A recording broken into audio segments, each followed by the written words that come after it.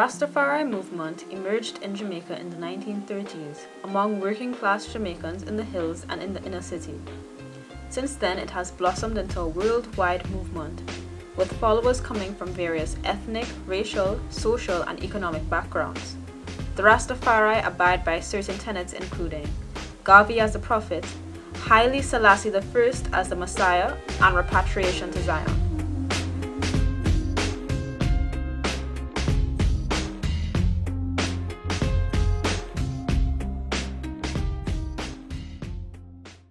How long have you been involved in Rastafarianism? Just over 40 years.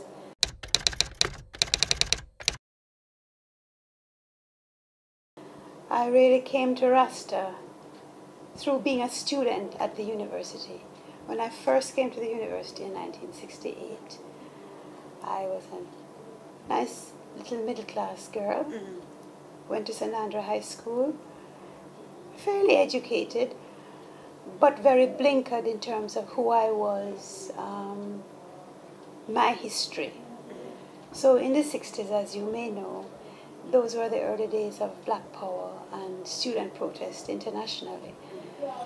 And that came through the media, the UWI campus. So it opened a whole new world to me. Yeah, I mean, I saw myself for the first time as a black person. All my life.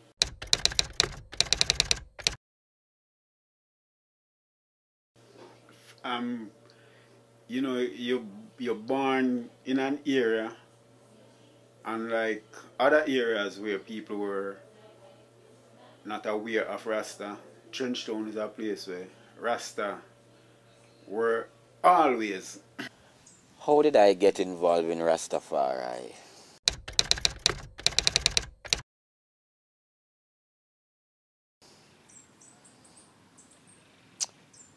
That began long before I was born.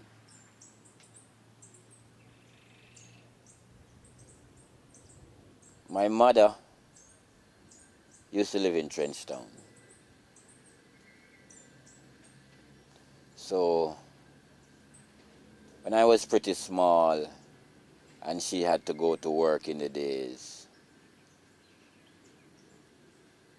the Rastas were the ones whom she left me with. Beyond that, I grew up in the inner city.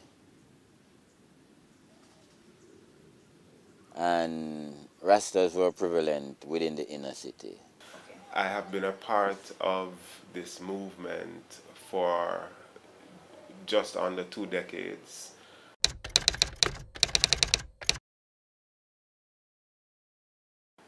With my academic work being for the last 12 to 15 years.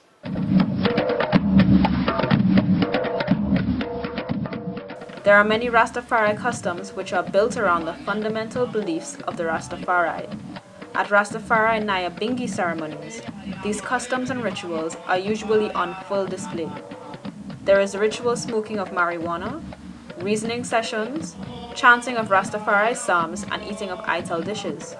However, not all followers of the movement subscribe fully to the traditional elements of the Rastafari lifestyle.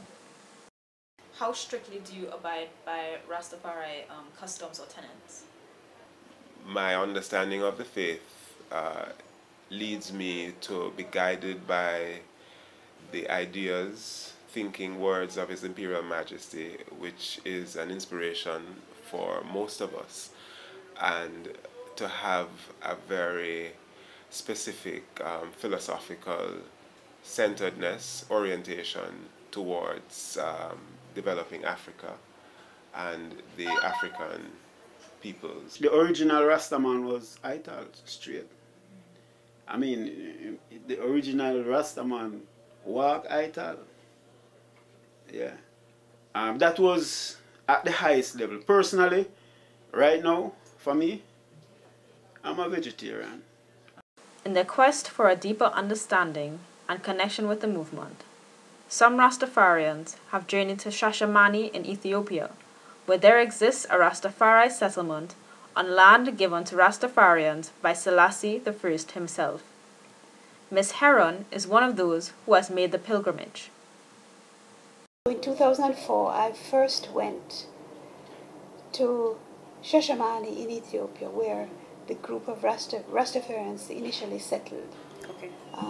Because that was where the land grant was given to peoples of the West by His Imperial Majesty. Okay.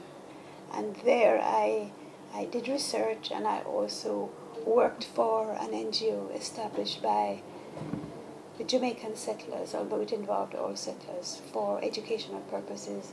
And they had started a school in Ethiopia. Okay. In 2007, I went for a year. I took my sabbatical. Okay. And I was principal of the same school. It's a primary and elementary school. Okay. And it was a wonderful experience. I immersed myself in Ethiopian culture and was participating in fundraising for the school, etc., etc. And these two pictures we show. This is myself in the school office with the secretary. Okay. I actually have on the same clothes. And this is at school graduation, where these are the graduates of what we would consider equivalent to 6. Okay.